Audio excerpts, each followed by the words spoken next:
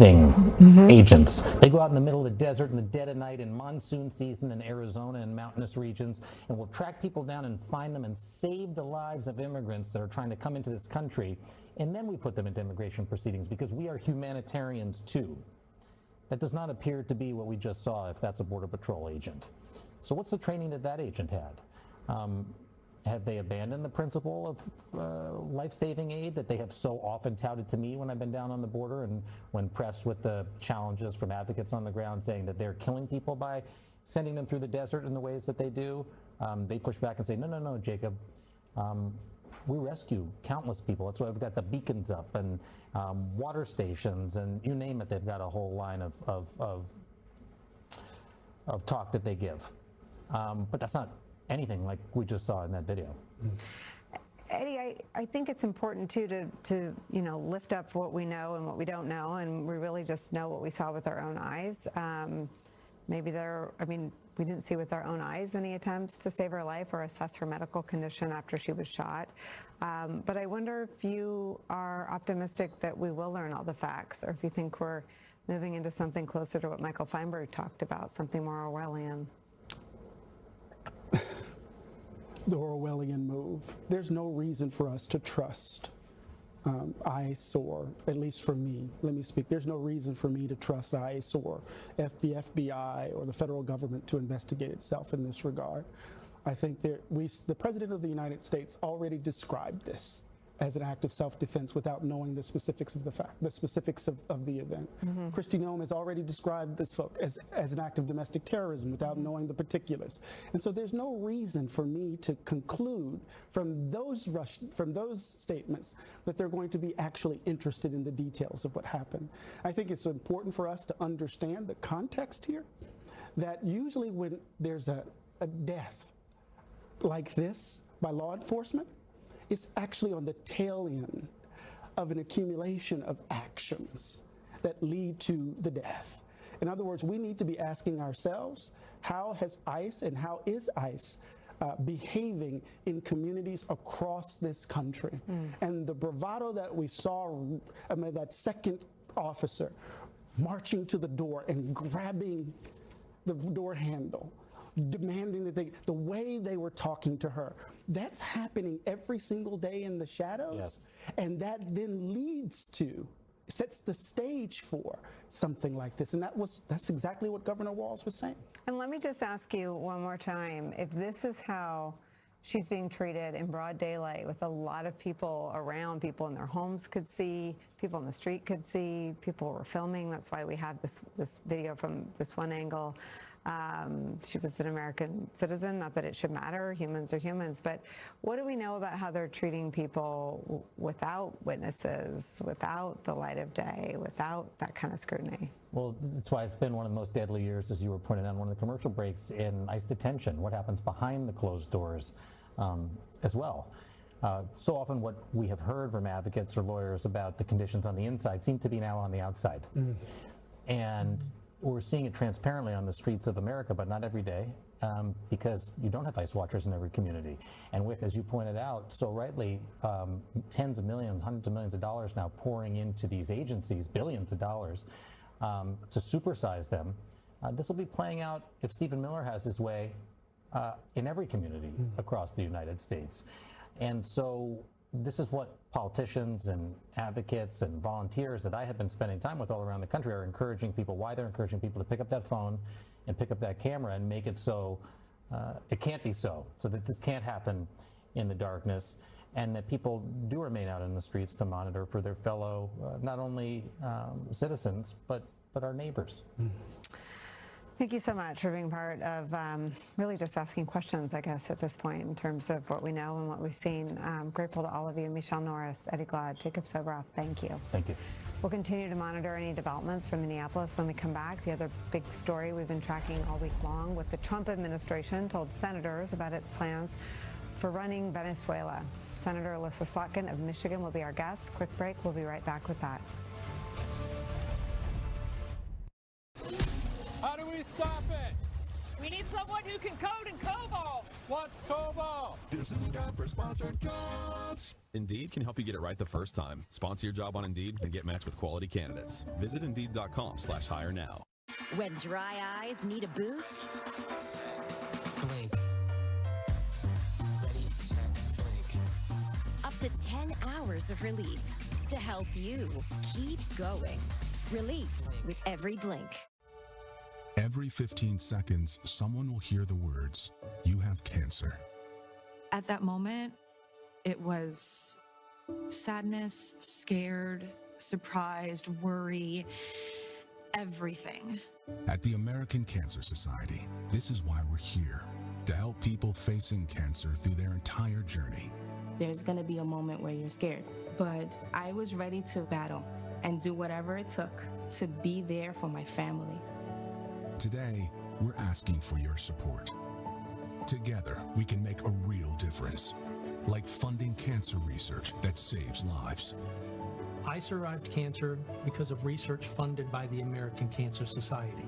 Thanks to our efforts and others, over 4 million lives have been saved since 1991. But we can't do it without you. To donate, call now. Your gift makes an impact in so many ways. It ensures people don't miss their life-saving treatments. Last year, we gave over 750,000 free rides. Your gift supports our Hope Lodge communities, where patients and caregivers can stay when they travel for care, free of charge. I want to thank you guys for your donations that make my stay here possible. This year, over 2 million Americans will hear the words, "You have cancer." Your donation will help us be there for them and help support our efforts to end cancer as we know it for everyone. Donate? Donate today. Become an important part of the American Cancer Society community. I want to show people that there is strength even with cancer, that there is hope. I am a prostate cancer. Colorectal cancer. Stage 4 breast cancer survivor. Make a difference today. Call, go online, or scan the QR code now to donate. If history has taught us anything, it's not to root against the underdog, against impossible odds. You don't stand down.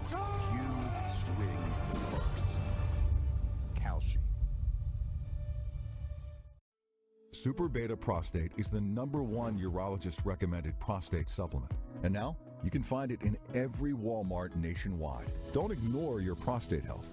Get Super Beta Prostate. AI can turn your lights on. Lights on. And drive your car. And even write your kid's essay. But AI ain't gonna fix your broken water line or pay for the big repair bill. Having a plan from HomeServe offers real solutions. And when a covered system breaks, we'll send a qualified contractor and pay for the repair. There's nothing artificial about the peace of mind you get with a plan from HomeServe. Getting one is quite intelligent. Plans from HomeServe start at just $4.99 a month. Call 1-833-812-1903 or visit homeserve.com.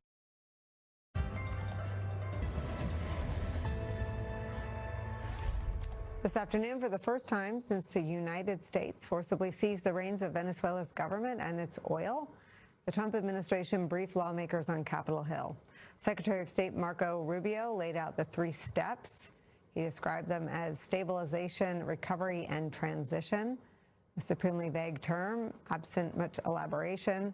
The yada yada is this conflict's ultimate resolution. There's still no timetable for when Venezuelans will be allowed to vote, determine their own leader. Democrats are already calling on the Trump administration to appear and testify in public hearings on the whole matter, as well as the fate of our country's relationship with Greenland. Last night, the White House issued a statement saying all options are on the table, including military force for annexing Greenland. Greenland is a territory governed by Denmark, a NATO ally, who, by the way, answered the call and fought alongside the United States of America in Afghanistan after September 11th. When asked about Greenland today on Capitol Hill, Marco Rubio said he would soon meet with Danish officials. Watch. There's an interest there, but so I just reminded them of the fact that not only did Truman want to do it, but President Trump's been talking about this since his first term. The White House put out a statement last night saying that the military option is on the table. So is the administration really willing to risk the NATO alliance by potentially moving ahead with military operations? What I think the White House said yesterday is what I will tell you now, and I've always said. The president always retained the option. Every president, not this president, every president always retains the option. I'm not talking about Greenland. I'm just talking about globally. Trump's been talking about sharks and windmills and water pressure since the first term, too. But at the same time that Trump is antagonizing our closest allies on the fate of Greenland, he's also provoking our adversaries, including Russia. Today, following an extended pursuit, the United States military seized a pair of oil tankers on the high seas, including one that recently re-registered with Russia in an attempt to evade capture. In a moment, we'll be joined by Senator Elissa Slotkin, who was in that briefing today. But first, I want to bring in Paul Rieckhoff. He's the host of the Independent Americans podcast, the founder and CEO of Independent Veterans of America. Paul, I won't force any sort of tortured connection between the two big stories today, but I welcome your thoughts on either one of them. Our country needs to take a gigantic deep breath. This is a tipping point moment where so many things are coming together. And I think I go back to the Marine Corps and the Army when they always say, stay frosty. You've got to try to find a way to take a big deep breath, stay composed, look out for each other, remember your values, look out for your people, and don't let the bastards get you down. There's a lot coming at us right now, and a lot of it is unauthorized, unacceptable, and deeply un-American. From this invasion in Venezuela to this terrible, awful, entirely predictable shooting in Minneapolis, it's all really deeply un-American. And I think we have to go back to those values, and we have to stand up for those values, especially in moments like this, and bring other people together who also stand up for those values, because that 37-year-old woman didn't deserve that. And the way she was treated is un-American. And everybody can see it. They can spin it and say whatever they want, but the lack of discipline, the lack of accountability, the fact that they're everywhere, ICE is out of control. And all Americans can understand that and see it. And most of all, they're undisciplined, which I think is un-American. Senator Slotkin is coming to talk about, obviously, what she was briefed on today and what it is that they say they're doing in Venezuela. The Trump administration itself has offered, I think I've counted 6 public rationales. The ambassador to the United Nations said it was about election integrity. Rubio said it was about corruption and being an autocrat. And Maduro is a terrible, terrible guy, but so is Vladimir Putin. I mean, there are a lot of terrible guys around the planet. But Donald Trump has been really consistent, especially for Donald Trump. He said before the operation, he briefed oil companies before and after. He said they're very, very excited and ready to get involved and go in. He said to Joe Scarborough, who called him about the operation, that the only difference, the distinction between the operation in Venezuela and Iraq is that in Venezuela, he will keep the oil, something that Bush didn't do. What does it mean for the men and women of the military and their families that Donald Trump is willing to use the military to seize oil? It's not what we signed up for. Again, very deeply, deeply un-American. When Americans stand up to defend other countries and free people, the only thing we ask for in return is a place to bury our dead. We are not mercenaries. We don't go in there for the money. We don't go in there to plunder or pillage. And this entire concept that oil is even connected is outrageous. But it's not even about the oil. It's about power. In 2025, he wanted to dominate America. Now he wants to dominate the Western Hemisphere. And this is just the next piece on that global monopoly board that he's going down faster and faster, and nothing's stopping him. Stay with us. I want to bring into our coverage Democratic Senator Elissa Slotkin of Michigan. She's a member of the Armed Services Committee, a former CIA analyst who served 3 tours in Iraq alongside the U.S. military before working in national security capacities at both the Pentagon and the White House. Senator, thank you so much for being here. Sure. Thanks for having me. Tell us what you were briefed on and if it answered any questions you had about exactly what we are doing in Venezuela and how long Donald Trump and the administration plans to be there. Yeah, I mean, I think, look, the briefing was classified, and a lot of the details of the military operation were went over in detail, and that was obviously, it was pretty amazing, frankly, what the military did, and I have to give a lot of credit to those folks for what they did. But I think where it got deeply thin, very thin, was on the aftermath. What's the day after planning? What's the transition plan? Trump is saying we own this. Trump is saying we own the oil. So, like, what do we do if there's violence there, if there's attacks on the oil fields? Like, what is the plan? And there just really was nothing. And I think, as you're sitting there, you're thinking about all the things here at home that Trump said he was going to focus on, and not these foreign wars, not these foreign entanglements. We went up and did the math afterwards, and you'll be interested in this. By our account, President Trump has gone after 9 different localities, 7 countries, 2 oceans. He's had military operations, more than any other president in American history in the first year, and more strikes in this first year than Joe Biden did in 4 years. So he said he wasn't going to be a foreign policy president. He's clearly doing a 180 on that, and he wants to talk about that stuff because he doesn't want to talk about what's going on here at home. Let me ask you about what's happening in Venezuela. The New York Times has reported this. I'm sure you know this from your time in national security roles. But Times reports this: Maduro's gone, but repression in Venezuela has intensified. It's gotten worse. Quote, over the past several days, security forces have interrogated people at checkpoints, boarded public buses, and searched passengers' phones, looking for evidence that they approved of Maduro's removal. According to Venezuelans in the country and human rights groups, at least 14 journalists and 6 citizens were detained. Most have been released. What is the telling of why we removed Maduro and left his regime in charge? Yeah, I mean, I think it's interesting, right? As someone who served in Iraq alongside the military, I think clearly there's a clear attempt to make sure this isn't Iraq. So if you remember, with Iraq, you took out Saddam Hussein, but everyone who worked in his administration, everyone who worked up to the colonel level in the military and the police forces. So it really was this wholesale getting rid of the entire regime. This is quite the opposite. This is taking off, the head, but leaving the vice president, who is no, perfect angel herself. So they left in the regime that they've called illegitimate, and now we're going to try and control it by controlling the oil. And I think Americans have seen this movie. Every time we get into a military engagement, we say it's going to be limited. We're going to get in and out, right? Iraq was designed that way. Vietnam was designed that way. How you go in is one thing, but once you break it, you really have an ownership that just makes us get embroiled in these things. And I think that's the thing that's hard for many of us to understand, is this president was so adamant that he wasn't going to be all involved in these long entanglements, and here he is claiming that he owns the country. So I think it's one thing to say you're just going to do this quick operation. It's another thing to own it for the next few years. The last time we spoke to you, news had broken that the Department of Justice and the FBI was attempting to open a national security investigation into you for being one of 6 lawmakers to communicate to the country and men and women in the military to not follow an illegal order. I wonder if you can share any update on either whether there's any evidence that you are under investigation, or whether any of the threats against you have intensified or abated. Yeah, I think there was this open question about, were they going to do something symbolic and have the FBI hint at some sort of inquiry and then let it die. This week we got further communication, just as Mark Kelly got communication from the military side. So we're talking about it and what to do from a legal perspective.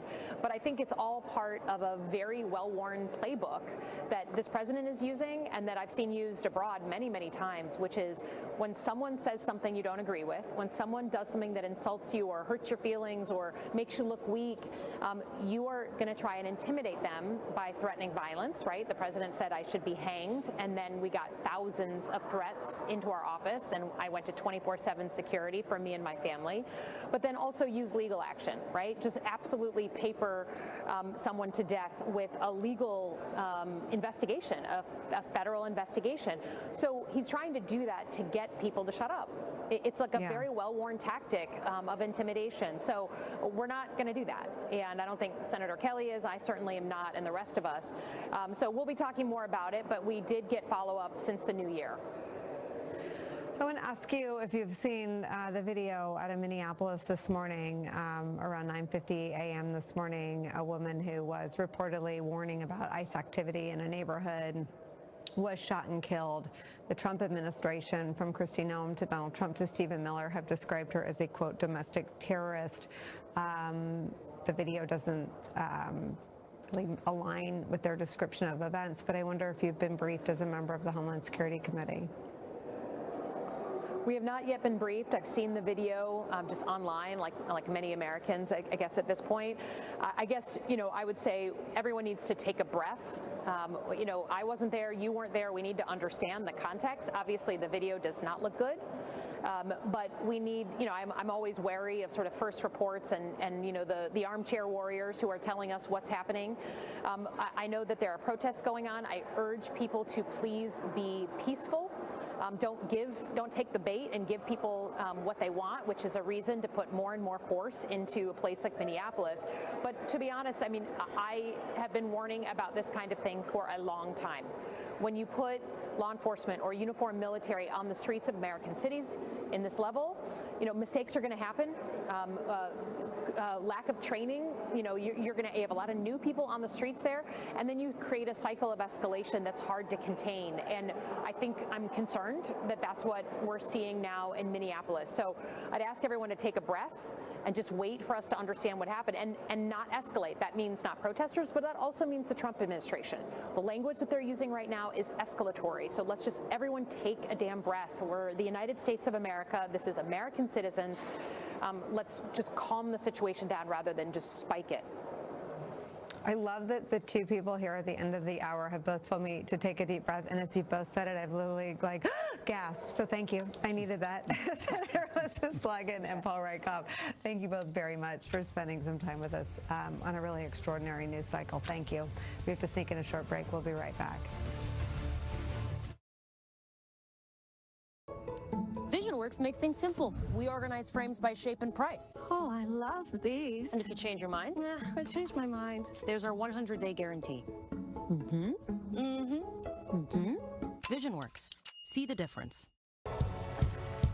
Like when I close my eyes and don't even care if anyone sees me dance.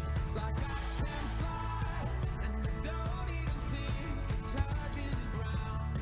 Like a heartbeat skip, like an open page, like a one-way trip on an aeroplane. It's the way that I feel when I'm with you. Learn more about Celebrity Cruises' latest offers. A Chewy pharmacy order is on the way for Gouda. Meds verified by Chewy's licensed pharmacists, paired with his favorite cheese. Delivered by Chewy, devoured by Gouda. For quality meds, for life with pets, there's Chewy Pharmacy. Hey there, I'm Art Edmonds, jacuzzi bath remodel expert here to answer your questions. Why should I upgrade my bath or shower? You can't stand the outdated look, the color, the cracked tiles, or maybe you're upgrading for safety. We offer an easy entry design, grab bars, a custom seat, and adjustable shower head. Call right now and Jacuzzi will waive installation costs with no interest and no payments for up to a year. How long does getting a new bath or shower take? With Jacuzzi Bath Remodel, installation takes place in as little as 1 day. Beautiful work. Flawless. Why is Jacuzzi the best company to choose? With thousands of happy customers. Amazing. You can trust Jacuzzi to get the bathroom of your dreams. Exceeded all my expectations. Call or go online now to jacuzzibathremodel.com. For a limited time offer, we're waiving all installation costs, plus zero interest and zero payments for up to 1 year. Call 800-202-8240. That's 800-202-8240. Call now. This is a Morgan & Morgan airbag alert. I'm Matt Morgan of Morgan & Morgan. Your car steering wheel could be a ticking time bomb. At least 24 people have died and many more injured because their airbags fired shrapnel at them upon inflating. Others have suffered skull fractures, lacerations, and other injuries. Tens of millions of cars have been recalled. The airbag recall is the largest automotive recall in history. If you or someone you know suffered hearing loss, vision loss, broken bones, cuts that required stitches, or if a loved one was killed in a crash involving a deployed airbag, please contact us today for a free, no obligation case review. You could be owed money for medical bills, lost wages, pain and suffering, and other damages. You pay nothing unless we recover money for you. All law firms are not the same. There's only one Morgan & Morgan. Call 800-790-3030. That's 800-790-3030. Call now. The Trump administration's immigration crackdown expanded to more cities across the country. New images from Epstein's estate. Democrats say they have 95,000 new photos. Reporting from Philadelphia in the Palisades, the Vatican, live at MS Now headquarters here in New York City. Thank you so much for letting us into your homes on days like today. We are grateful. Melber starts right now. Hi, Ari. Hi, Nicole. Thank you very much. Welcome to The Beat. I'm Ari Melber. And we continue this breaking coverage out of Minneapolis, where an American citizen was shot to death, killed by an ICE agent. And the circumstances are not favorable for the Trump administration and its aggressive policies here. We'll go through the evidence we have. We also may learn more this hour from the United States government about its ongoing response. But the story exploded as soon as it happened, and there is all of this additional video. There also immediately were claims, which I can report based on the evidence we have, appeared to be false from the government, even amidst this unfolding tragedy. So we begin with the video evidence that we have. I'm going to play what is a disturbing video of the shooting. It is graphic.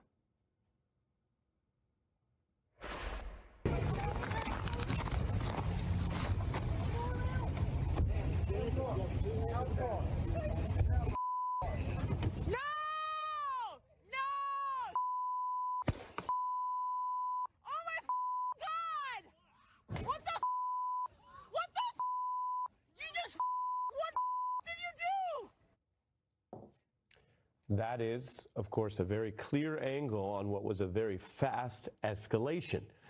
And now, because the actual conduct of the agents is in question tonight, indeed, as we will discuss, Minnesota authorities are looking into an investigation of whether the ICE agents broke the law in what was ultimately the killing of that citizen. So we're going to slow this down. You can see the ICE agents approach this car on foot. An agent appears to try to open the driver's side door. You can see that vehicle in some motion, and you can see where the agents are positioned. The vehicle then, as you see, appears to be trying to drive basically down the road. And we can debate the word choice, but ultimately it looks like driving away or an escape. You see it back up and then go off and to the right around that other vehicle. The agent fires 3 shots into the car. That is, at a minimum, before we get to a criminal law analysis, that is not considered proper use of force in policing, because based on what you have in this situation, there isn't the kind of predicate or apparent lethal threat to the officers. Indeed, while it's a chaotic situation, it looks like someone trying to effectively drive away. Now, as always, when we cover these type of stories, whether they involve domestic policing, local police, or in this case, federal agents operating under Donald Trump's much more aggressive approach to immigration enforcement, we have to remind everyone we do not know what happened before this available video. There are things that we could learn that might change the context here, and I don't say that didactically. I say that quite seriously. I've seen these type of stories evolve one way or the other. I also want to mention authorities confirmed the victim was this 37-year-old woman, and she died from that gunshot wound to the head. According to the Minneapolis Star-Tribune, her mother has identified her as Renee Nicole Good and said she lived in the Twin Cities. So as we try to do with a story like this, you have now seen the video more than once. As I mentioned, it can be disturbing, especially once you know you're watching something that results in a shot to the head. But it's very important because the Trump administration's officials immediately made statements about this that basically conflict with what we can see with our own eyes on the video. And that is true, that their statements seemed off from what is questionable behavior by the ICE agent for what we know now, before we get into more information. And obviously, this incident, the very swift killing of an American citizen by an ICE agent, operating under the authority of the Trump administration, will surely be investigated thoroughly. We may learn a lot more. I want to now show you what the local official said on the beat here. Mayor Jacob Frey was very clear in immediately responding with a message for ICE using strong language. To ICE, get the fuck out of Minneapolis. We do not want you here. Your stated reason for being in this city is to create some kind of safety, and you are doing exactly the opposite. Tempers high. The Trump administration has said it was deploying 2,000 ICE agents to the city, and it has sort of promoted it, or at least touted it, as the, quote, largest federal immigration enforcement operation ever carried out. The first day of the operation has resulted in the death of this woman. Now, ICE released a statement that said the officer was acting in self-defense. I will read you what they say here. One of these violent rioters, that's how they're describing the individual in the vehicle, weaponized her vehicle, attempting to run over our law enforcement officers in an attempt to kill them, an act of domestic terrorism. An ICE officer, fearing for his life, the lives of his fellow law enforcement, and the safety of the public, fired defensive shots. Now, when you watch the video, you can see for yourself what actually unfolded. So whether the ICE agent had any reason to consider the individual in a car a, quote, violent rioter is not supported by what little we see here. And then you can see the agent firing the shot is over to the left. That's not to minimize the fact that these situations can escalate and the agents could have faced some sort of threat. But the video that we have does not match on its face the claims by the Trump ICE spokespeople. Mayor Frey and Minneapolis Police Chief Brian O'Hara were also quite clear on the facts in rejecting the ICE claim today. What I can tell you is the narrative that this was just done in self-defense is a garbage narrative. That is not true. It has no truth. And it needs to be stated very clearly, since we have already seen a video of it. I do not know as to what you're talking about. In any professional law enforcement agency in the country, I think they would tell you it's obviously very concerning whenever there's a shooting into a vehicle of someone who's not armed. The individual being unarmed is an important detail because the standard of force under American law is that there has to be the threat of a lethal attack or grievous bodily injury for law enforcement to use deadly force. They have other levels of force, of course, and there are other things that can be done, but firing on an individual, in this case, what the agent may have seen, a woman in a car, does require that predicate. It may be that the ICE spokespeople felt that knowing that, they would just claim it, because absent that type of legal defense, you are immediately in the territory of a question of whether this should be investigated and anyone should be charged inside the government for what is the killing of this citizen. State officials also tell us they're investigating the shooting, with the FBI doing that as well. The mayor says people in the city of Minneapolis can be outraged, they can grieve, but he is insisting and urging everyone to do so peacefully. There's also a vigil planned for this evening. Reverend Al Sharpton is standing by and will join me as part of our coverage tonight, while we begin with Mark Claxton, retired NYPD detective, director of the Black Law Enforcement Alliance, an individual that we've called on before in cases where, of course, law enforcement, which includes ICE, have a job to do and they face threats, and we understand that. But there are also the rights of citizens, and you've sort of walked that line between both of those obligations. First, your view of what the video shows. Well, Ari, the temptation for an old beat cop like myself is to engage in some analysis on a tactical level about what we saw from the police officers on the street and how perhaps bad tactics may have contributed to what caused the death of this young lady. But that would be just a mistake to do. I think we have to really examine the level of threat and danger that the general public is faced with based on this ill-conceived kind of practice and policy. So not only do you have the civilian population placed at that additional risk, but you have law enforcement also negatively impacted by terrible, awful policies. And then you have this schism between local law enforcement and federal law enforcement. You have federal law enforcement, putting a patch over their agent patch on their vests and claiming to be police, which kind of connotes for people that these are street cops, familiar with local practices, and that is far from the case here. So it's very troubling, very disturbing. I don't think anyone is surprised. I think there was some expectation that there would be some disastrous outcomes as a result of this immigration policy, I guess you want to call it, and there should be significant concern about the use of these federal agents operating in local communities as quote unquote police officers, and what that does to the reputation of law enforcement specifically. Yeah. We talked about understanding what's happened there based on the evidence we have. I also want to play video taken here from a bystander, a witness account. Take a look. Basically, ladies trying to warn everyone ICE is in the neighborhood. Just letting them know, hey, and telling ICE, hey, you're destroying families, whatnot. Stop doing this. Hey, get out of here. Stop that. She reversed so traffic can go by.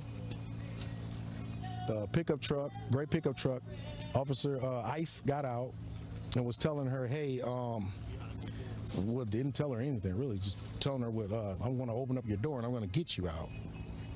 And that's when the shooting happened, and the car took off, and then it sped off and crashed right into the cars. Mark? Just terrible. Just bad all around. And I think that is a precursor for more tragedy if we don't change the direction of this particular enforcement method. Understood. And I appreciate you joining us as our first expert guest. Our thanks to Mark Claxton. We had the Attorney General of Minnesota, Keith Ellison, able to join us on a very busy and difficult evening there. Your response to these events today, and will the state investigate? I could say this is a tragically foreseeable incident, because when you escalate with the number of ICE agents that Trump has done, when you recruit them, when you train them, when you signal to them that they don't have to operate under the normal rules by disclosing their identity, you let them wear masks, you do all these kind of things, you are going to have tragic incidents like this. It is foreseeable, and it should be expected, and it must be condemned. And, we will investigate. The state of Minnesota is part of the investigation, and this is important to go forward. There needs to be a situation where the feds are not just investigating the feds, particularly when you got, Kash Patel at the head of the FBI, and now there needs to be state involvement, and I'm glad that there is. And yeah, you're mentioning something that a lot of people are wondering about as we have a sitting president who's claimed all sorts of authorities. Some have been beat back in the courts. Others are sort of pending. Reverend Sharpton's going to be joining me later in the program. He, and you have a history in this as well, have faced times where you're calling for an outside independent investigation like a federal probe because you don't trust local police necessarily to investigate themselves. I think Americans remember this for the years. Here, you got ICE agents doing stuff that, quite frankly, and I say this with all respect because some of them are just taking their orders. They have a job, but I'm not referring to the one who did the shot, but others are being told to patrol, just like National Guard, in ways that no other president has pushed this far, absent an actual ongoing American crisis, riots in the streets. What does it say that you feel we need to have a local investigation of the feds here and the kind of reverse federalism problems that you may be facing if Trump says, well, hey, you can't look under the hood? Well, we've got to have transparency. We've got to have meaningful accountability, because we've got to have respect for law enforcement, and hopefully one day meaningful cooperation, which you cannot have if the relationships are completely destroyed. What Trump and Noam don't seem to understand is that the way that you do proper law enforcement is with community, not against community. Community doesn't have any problem helping communities be safe and cooperating with law enforcement to do it. But when you make them the enemy, then you got a real problem. And so we need an independent investigation that does not involve only the feds investigating the feds, if this investigation is going to have any credibility at all. Yeah. You mentioned Secretary Noam, and she is due to address this further tonight. But I want to play what she said and warned. As I mentioned to viewers earlier, we're playing the videos and the evidence first. We also, of course, included the ICE statement. What you're about to see, based on the video evidence for viewers, is misleading, but I'll let you respond on the other side. Here's Secretary Noam. It was an act of domestic terrorism. What happened was our ICE officers were out in an enforcement action. They got stuck in the snow because of the adverse weather that is in Minneapolis. They were attempting to push out their vehicle, and a woman attacked them and those surrounding them and attempted to run them over. For viewers, we have the video again. A few folks have joined us a quarter way into the hour. The statement from Noam, quote, is that a woman attacked them and those surrounding them and attempted to run them over. That's not what the video shows, although people may debate how she drove around there, but you can see this here. Your response to the government, Attorney General. Deeply, deeply disappointing. I mean, it's just deeply heartbreaking to see a person responsible for the safety and enforcement of American law make such a brazenly false statement. It is truly sad for our democracy. I mean, I actually served in Congress with Kristi Noem, and I'm still shocked at some of the things I see her say and do, because that's not the person I thought I knew. Yeah, she was conservative and I was a liberal Democrat, but I thought that we were still on the same planet. Apparently we're not, and apparently anything goes, and that is something that is truly shocking. And look, if she really wanted to do her job in a professional way, as much as I don't like this policy and as much as I disagree with what the president is doing, if they did it in a professional way, it would make a meaningful difference. But saying things that are blatantly untrue in front of a camera, it's almost as if they're gaslighting the public. So yeah. I think I have one more piece of video that I want to show you and that's difficult as you're as a Minnesotan and a law enforcement official in the state. And this is, again, there was this situation and this confrontation and many videos made, and this one's hard to watch, but I actually believe, and we think about this when we do the news, that it's important to show because you have the neighbors reacting to what happened, which is an ICE agent approached the car and shot this woman in the face and killed her. And so this is the real-time moments after. And I say this because for those who may want to turn away or change the channel, that's a personal choice that's understandable as well. This is about 30 seconds, so we're going to play it now. Could I go check a pulse? No! Back up! Now! I'm a physician! Hey, listen, we understand. We got EMS coming. I get it. Just give us a second. We have medics on scene. We have our own medics. Where are they? Where are they? How can I relax? You just killed my neighbor. You caught butter in the face. You killed my neighbor. How do you show up to work every day? How the do you do this every day? Attorney General, this is happening, of course, in the streets of your state, and you see the scene, the militarized presence, the shock, grief, and outrage of those citizens. Your response? Well, I have been getting a relentless number of emails and calls from neighbors who are very upset, not just for the tragedy of this woman and her family, but for the neighbors who live in there, for our immigrant community members who are living in terror. This is unprecedented in American society. It is reminiscent of other societies which went authoritarian, and just the raw emotion of that woman, I feel every bit of it. And I'm right with her. And I think that she was just channeling how all of us really do feel in many, many ways. Attorney General Ellison, thank you for joining us. Appreciate it tonight. Thank you. We now turn to Reverend Al Sharpton, our colleague on MS Now, president of National Action Network, who's dealt with many policing scenarios and victims' families. Your views tonight. I think that this is on its face as bad as it gets. When you have someone, this, first of all, ICE has been inundating this city. I have a lot of allies in the city. We work, George Floyd happened in the city. So I'm not talking in a vacuum. And when you have this kind of occupation and people questioning it, you don't have tensions raised by misleading the public on what happens.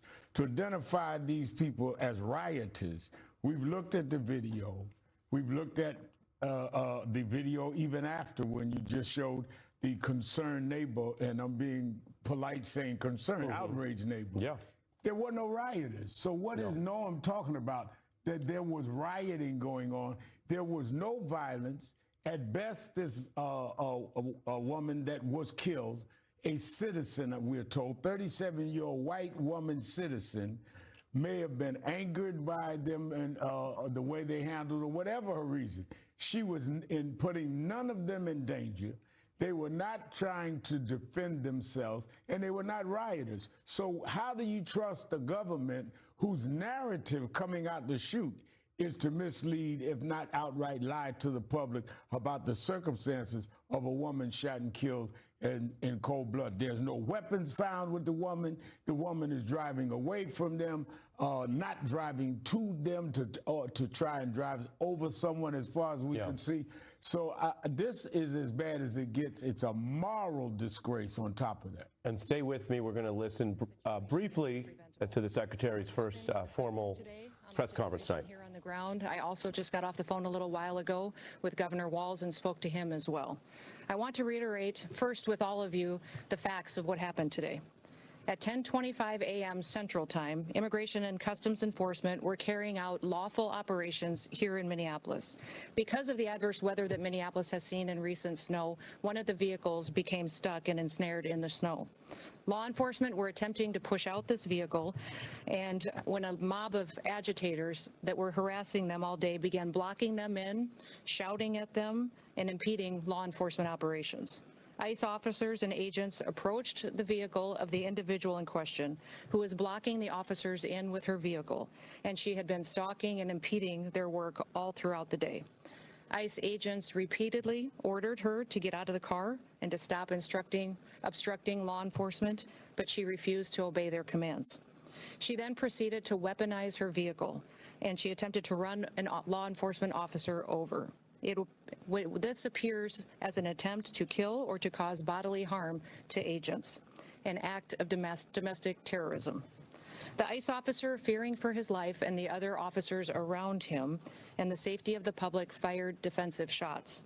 He used his training to save his own life and that of his colleagues. He was treated at a local hospital, has been released, and is now with family. I encourage the American people at this point in time to pray for him, but also to pray for the deceased's family and her loved ones. Today alone in this country, there have been 4 different domestic terrorist attacks on federal officers by the ramming of vehicles. 3 of them happened here in Minneapolis. We've seen over 100 of these vehicle rammings happen in just recent weeks, and this must stop. ICE alone is facing a 1,300% increase in assaults against them and an 8,000% increase in death threats against all of them. In fact, the very same officer who was attacked today had previously been dragged by an anti-ICE rioter who had rammed him with a car and drug him back in June. He sustained injuries at that time as well. And let me remind you why we're all here in this city today and why we've been here. In communities across this country and here in Minneapolis, we're just enforcing the laws that we have in this country. For years under President Biden, tens of millions of dangerous criminal illegal aliens, terrorists, and suspected terrorists were allowed to invade our country over our southern border. They were allowed to steal, to defraud, and to perpetuate violence against American citizens. Regardless of who your mayor or who your governor is, President Trump promised every single American that he would make America safe again. He promised every single American that he would work to protect them from dangerous criminals. Since Governor Walz has been in charge of Minnesota, we have seen homicides go up by over 50%. That's also during Mayor Frye's tenure as well. Since President Trump took office, Governor Walz has released over 470 violent criminals back onto the streets here in Minneapolis. We've been listening to Secretary Kristi Noem give that briefing there, her first formal briefing devoted to this. She made several assertions there, including saying that a mob was blocking the officers in and that they view this as an effort to weaponize and run over the officer. The video, which we played several times tonight, does not show the car going at the officer, but rather making the turn to the right.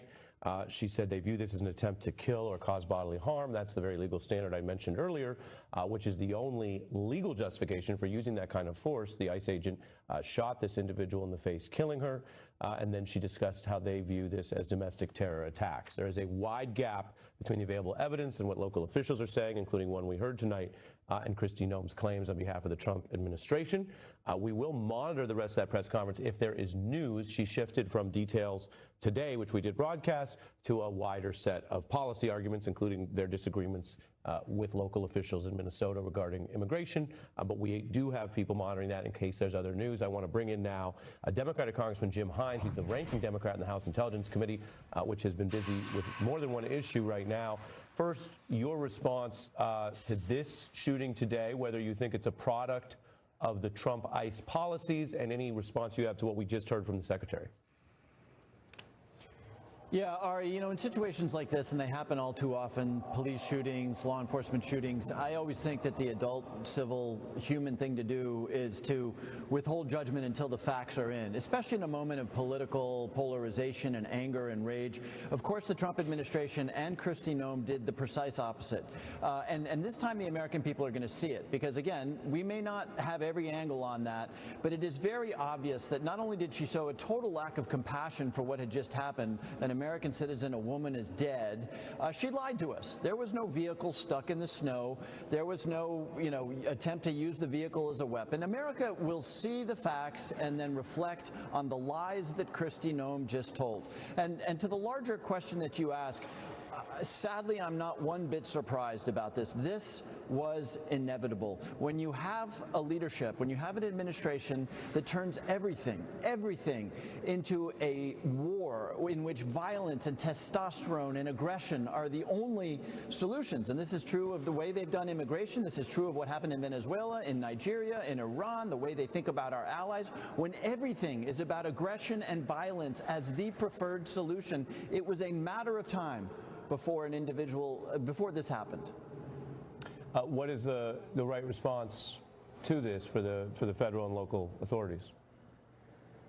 Well, the right response has already been set aside. The right response was for responsible leaders like Christina, well, one would hope responsible leaders, to wait until the facts are out there. Because what happens is Kristi Noem's lies, obvious lies, are going to make people angry. So now we're going to have more protesters. They will be called domestic terrorists by Donald Trump and Kristi Noem. And that leads to a very ugly situation. But the right answer right now, frankly, is what the mayor said. Protest, do it peacefully, and let's let the facts out. Presumably, one would hope there are internal investigative procedures that the Department of Homeland Security might do to actually find out what happened and hold people accountable if what we all saw appearing to be the case is in fact the case. But again, Americans really need to grapple with the fact that they have an administration for whom violence and aggression is the preferred solution. Is there a larger policy change, in your view, that should happen where this type of militarization and aggression being used in situations that are broad daylight, American citizens in this case, or perhaps some undocumented, but that this is a over-aggressive posture for the United States to be taking, even apart from the fact that the administration does have goals of increasing capture and deportation, which is lawful enforcement? You know, I'm not a law enforcement expert. You got plenty of those. But to me, this doesn't feel like a policy problem. You know, let me draw an analogy. Just a couple of weeks ago, I was watching a video of two men who had been in one of the boats that was targeted, two men who were probably wounded. They were hanging onto a scrap of wood, and they were incinerated after being observed by our military for 41 minutes, right? That was another example of, if you see the video, it will have quite an effect. And here's the point I'm trying to make, which is that when you put good people, and I have no idea who these DHS officers are, but when you put even good people, like the admiral who oversaw that raid, into a culture and a context in which you know that violence and aggression and rage and lies are what get you promoted, this kind of stuff happens. So this is more about, I think, a culture change than about a policy change. And that happens when we finally deliver the electoral mandate, the electoral response to this kind of behavior. Yeah, understood. And I see the point you're making there, and both involve, of course, what's done in the name of the United States and what people look at. And as you mentioned, part of that video not available to the public yet on the foreign policy front, but what people want done in their name and what they want to do about it when informed. Congressman Hyams, I know you're busy tonight. I appreciate you joining us. Thank you, Ari. Thank you. Al Sharpton has been with our coverage as I've bounced around there, and we wanted to see what Noam had to say, and we then fact-checked it and moved forward. But your thoughts here tonight? I think that clearly we can look at what we see. We're being told by this administration and by Noam, don't believe your lying eyes, because there obviously was no cars coming after anyone. There was no one that was in any way trying to flee. There was no rioters. I would hope when I see Congressman Hyams saying that these misleading statements will lead to anger, and they will and they should, we all should be angry, but nonviolent. Yeah. We worked in that city on George Floyd. There had been some violence. We told people that's exactly what they want you to do. Don't become the rioters that don't exist, fitting in, because the best thing that could happen to those forces that are abusing in many ways people in Minneapolis and other places in the name of deportation and all is that if there's violence there, because then you become the profile that is not there. This, from all we can see, was an unarmed woman, U.S. citizen, white female, that at best was saying, I'm leaving a scene. She did not deserve a sentence of death, and this country cannot stand by and allow this to happen. Reverend Al Sharpton, on this important story and drawing your experience, thank you very much. We will be right back.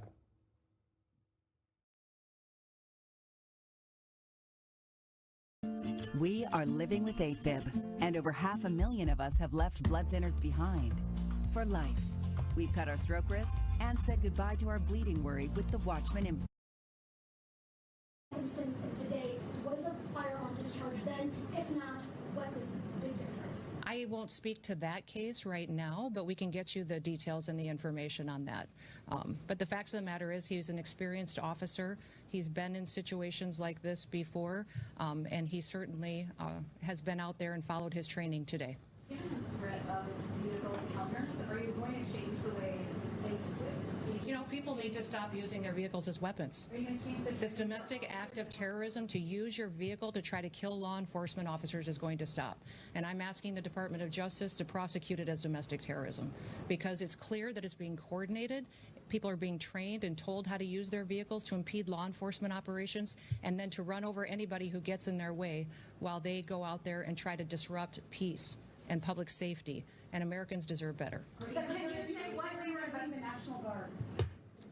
That hasn't been a part of the discussion. I know Governor Walz mentioned some of that earlier in his press conference, but we know we've got law enforcement officers here that will continue to work, and we're hopeful that the public recognizes that the work that we do every day makes America safe again. Can you get insight into the operation that was happening at 34th and Portland? We had law enforcement officers that were out there doing an enforcement action. And a vehicle got stuck in the snow, and so they had called for other people to come and help them get that vehicle out. Those officers were trying to free the vehicle when the harassment started, when the protesters were out there impeding their vehicles and preventing them from leaving the scene. Was it at a particular home or business in that intersection? I won't speak to that. Can you speak to the crime that person maybe committed that you were going after? And you mentioned sexual crime. Okay. Will body camera footage be released? I will let the FBI decide. Were they on target today when they were in that neighborhood? They were returning back to headquarters, I believe, to start a new operation, had just completed one. Was it an ICE? Well, thank you. What's that? Was it an ICE vehicle that had the I was one of the vehicles that ICE officers were using, but remember, when we operate in a task force model. So we have other federal agencies that work with us, and we're very grateful for that. We have CBP officers, the FBI, DEA, ATF, all of those all work with us every day in a task force model, and we appreciate it. We'd love to have the state police, and we'd also love to have the Minneapolis police chief and his team be alongside of us while we're out there doing those enforcement operations. With that, we'll get you more information as it is revealed, but thank you and everybody. Let's work together to make sure that we can continue to help the city be safer, get more criminals off the streets, and ensure that our public has the opportunity to pursue the American dream in a city they can be proud of. Thank you.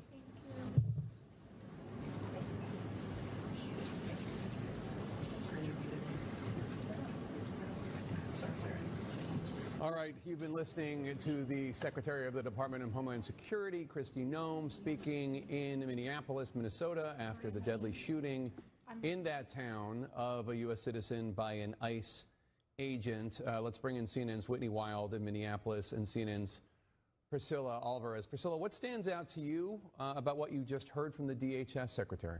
Well, Jake, a few headlines here. Number one, she spoke with the governor. That was a question earlier on during the press conference. He said that he had tried to reach her and had been unable to. So now we know that the two of them have talked. She also provided a bit more detail about what happened preceding the videos that you have aired and that we have seen of the vehicle driving away and those shots being fired. She describes a situation in which there was a targeted operation ongoing. One of the federal vehicles got stuck. They were trying to free that vehicle over the course of that time. They also say that this individual was harassing and impeding operations. She also stood by the officer for those reasons, citing those reasons, saying that the officer followed his training when she was describing the lead up to that shooting. She also described him as an experienced officer. We don't have a lot more detail about how long he has been with the force, but she says that he was experienced. And she also says that he was taken to the hospital and he has since been released and is going to spend time with family. She also says the FBI is going to investigate and continue their investigation into this incident. And notably, Jake, she says that ICE will continue their presence in Minneapolis. We have heard strong words from local officials who have said that they need to get out, they being ICE, from the Minneapolis area. But she maintained that they are going to stay on the streets there and continue to conduct their operations, which they have touted over the course of the last couple of days as the biggest immigration operation.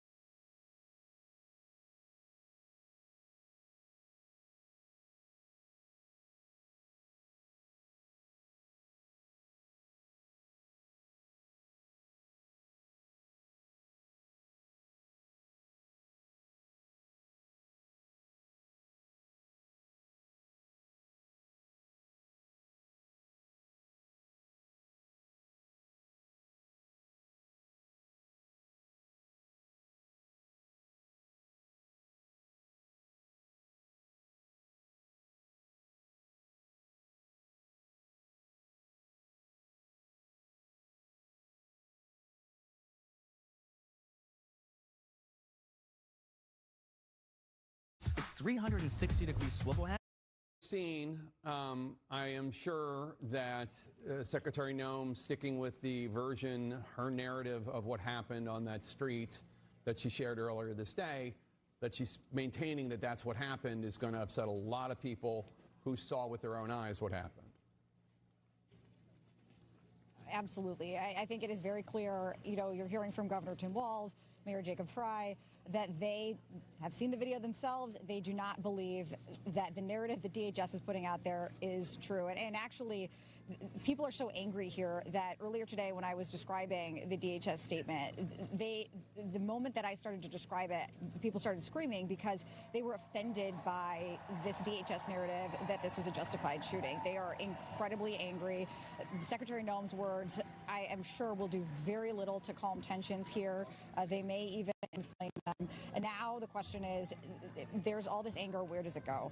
What is the direction that this anger will take? As I mentioned before, and we've been talking about all day, the context here that is unique to Minneapolis is that this is the aftermath of the George Floyd riots that started a nationwide change in law enforcement. This is a city that tried to build back a lot. They don't want that to get torn away, but they realize that that is a possibility. Earlier today, we saw protesters at the courthouse. In some of the video, you can see them shouting, chanting, at one point seeming to either lock arms or kind of stand in a line.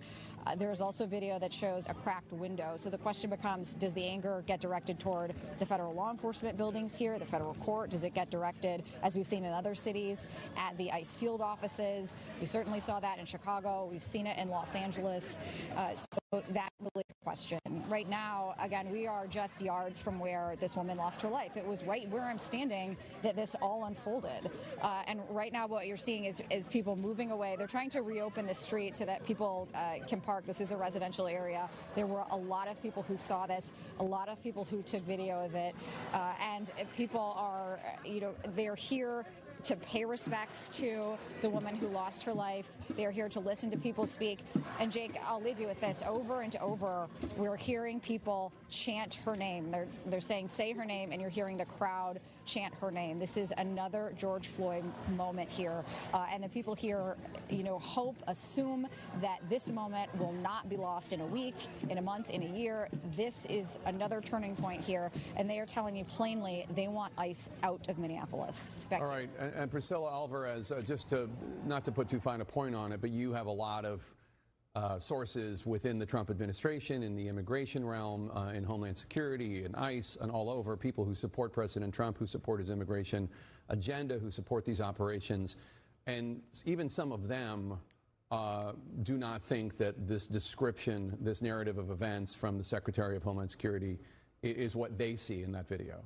Yeah, Jake, I'll add to that typically what we often hear from federal law enforcement sources, too, is that unless they have the whole set of circumstances, they can't pass judgment. But in this case, just from the videos they have seen, a lot of my sources are scratching their heads. I actually, just before we went on air, had a veteran ICE official who texted me and said they just don't recognize this agency anymore.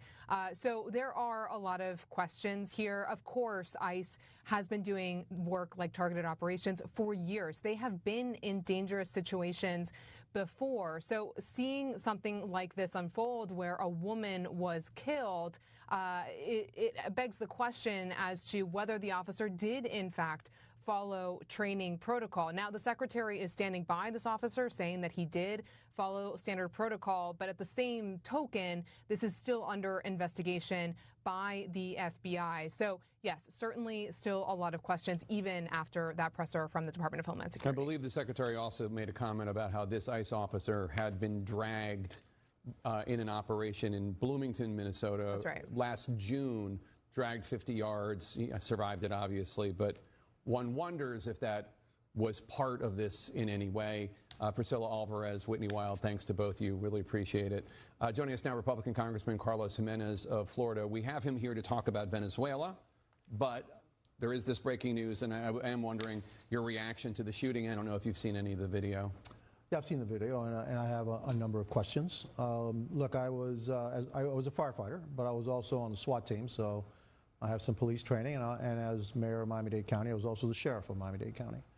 And so in these instances, You have certain views, but I want to see all the views, but I certainly do have questions about this shooting. Do you think the ICE officer was justified in shooting the woman, or you're not sure? Again, you're going to have to get all the views. Hopefully he had body cam on himself. I don't think he did. I don't think ICE agents are required to wear body cam. Again, I have questions about this one. And All right. so I try to give police officers the benefit of the doubt whenever possible, but those are disturbing images, and I do have questions about this incident. All right.